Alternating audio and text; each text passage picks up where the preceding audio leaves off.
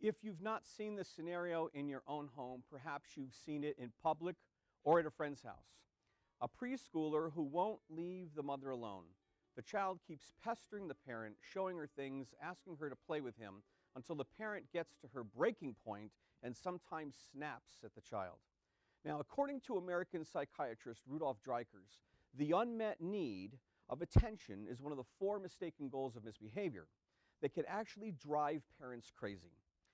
Let me now offer parents of young children 4 tips on how to handle a child's sometimes annoying drive for more attention. Basically, when a child is demonstrating something that really drives us crazy as adults, there is actually, if we look close enough, a demonstration of something the child craves. Let's say, for example, the child is drawing with a crayon on the wall, and you're having such trouble getting the child not to do that and draw on the wall. It could very well basically be a demonstration of, I want to draw. So I always encourage parents to first take a shot at maybe setting up the opportunity for children to perhaps draw, and then see if the behavior changes. So let's look at the attention thing. It's an unmet need for more attention. So obviously the child needs more. And if it's truly a human unmet need, yelling at the child, punishing the child isn't going to work. So here's rule 1. Step 1 or tip 1 on dealing with children is to let them help you with tasks. Sometimes you can still get your work done while helping the child help you. Give them simple tasks that they can do, things that they can do that within their development stage, things that are easy for them to do to help you get your work done. That's an obvious one. Sometimes we forget about that because we live in a mode of efficiency. I want everything done right now the way I want to do it. If we let our hair down and we give the child an opportunity to help us out, some things can actually go a lot more smooth. Here's number 2. I encourage parents to use something called a visual timer.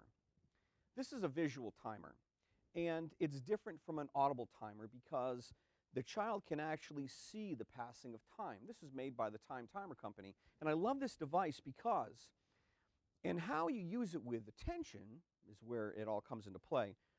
Let's say you've got things you have to get done. You got to do the dishes, you got to get stuff done in the kitchen. So set a visual timer for a young child and say, when the red disappears, I'll be able to spend some time with you. The way the visual timer works is the mechanism inside automatically slowly pulls the red dial back, so eventually it disappears.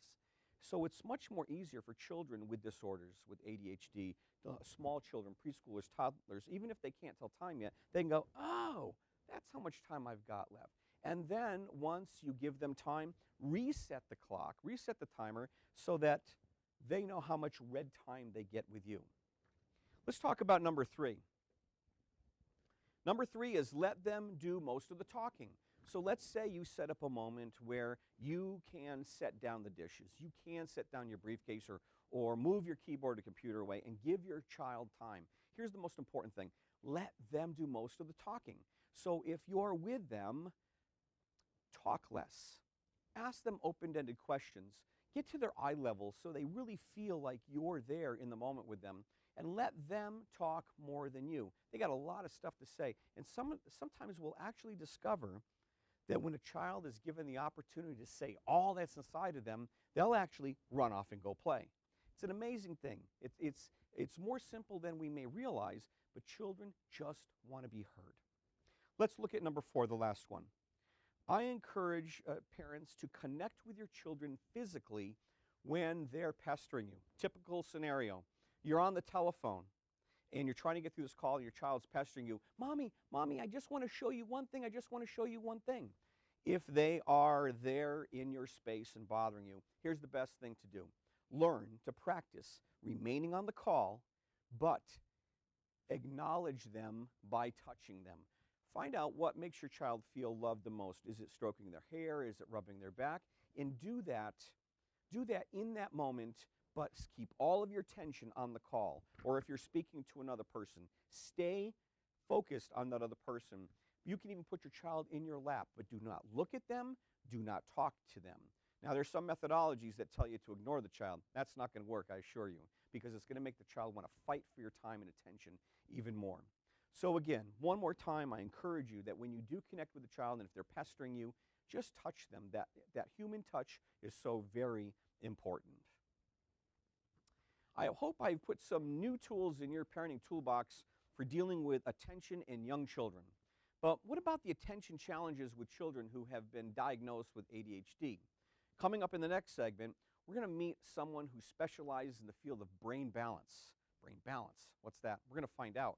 She's going to share some tips that parents can begin using at home immediately. Stay with me. I'll be right back after this short break.